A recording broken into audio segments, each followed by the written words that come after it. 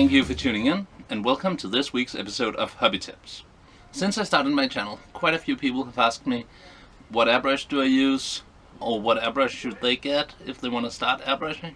And to be honest, and before I start, let me make it clear that I am by no means an airbrush expert. I use my airbrush pretty much every day, but I have only done so for a little over a year. And before that, I didn't see any need for me to expand my painting toolkit with such modern technology. I know now that I was wrong, and everybody should definitely get an airbrush, or at least people who paint models should get an airbrush. Anyway, I have never tried using an expensive airbrush, so I will not be able to give any advice on that. That's not what this video is about anyway. This is about cheap knockoffs, you might say, cheap airbrushes, no brand name associated airbrushes. I really want to try an Iwata Eclipse at some point, but for now these work very well for me. And I by no means agree with the many people on YouTube telling you that you should go out and get an expensive airbrush right ahead, because for once it might not be for you. Secondly, you might find that the only thing you want to use the airbrush for is pre-shading, base coating, and doing the classic 80s transitions for hot rod flames or power sword effects.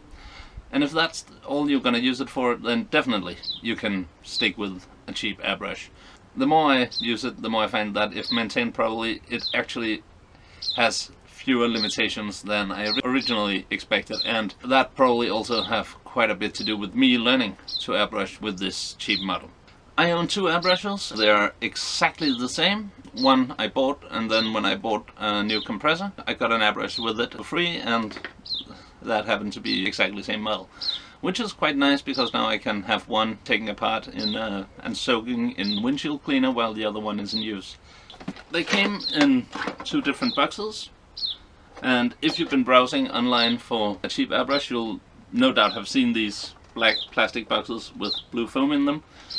I've seen these sold under different brand names, or without a brand name at all, and from what I can tell, they're the same Chinese manufacturer, and then some companies buy them and stick a brand name on them.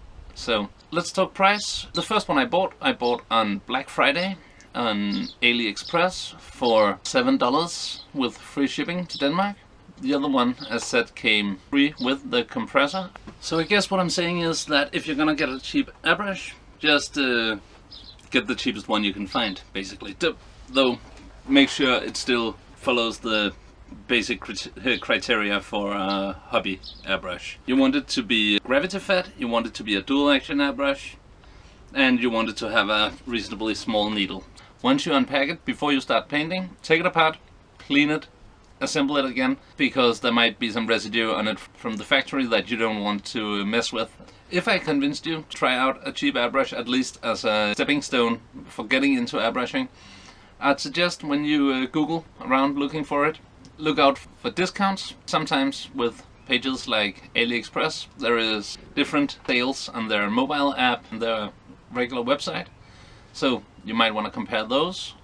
Also, don't pay more than $10 including shipping for one of these, because they're cheap hobby tools, and if you happen to get one with factory defect or something, it's easier to live with if you only paid a few bucks for it, and you can just get another one and save whatever parts work from the first one as spare parts. Try a look under nail art on eBay, AliExpress, or wherever you do your shopping. Often these airbrushes are described as nail art airbrushes or temporary tattoo paint guns and stuff like that, and as long as it's a dual action airbrush with a gravity feed and a needle of the appropriate size that looks somewhat like this, then it doesn't matter if they sell it as a cake decorator or nail art tool. And final advice, watch a ton of tutorials. The internet, and YouTube especially, is full of really great airbrush tutorials. It doesn't matter if they're using a high-end super expensive airbrush, the tutorials are still valid. So yeah, that's it for now. I hope you found it useful. I'll see you next week. Remember to subscribe and take care, and bye bye!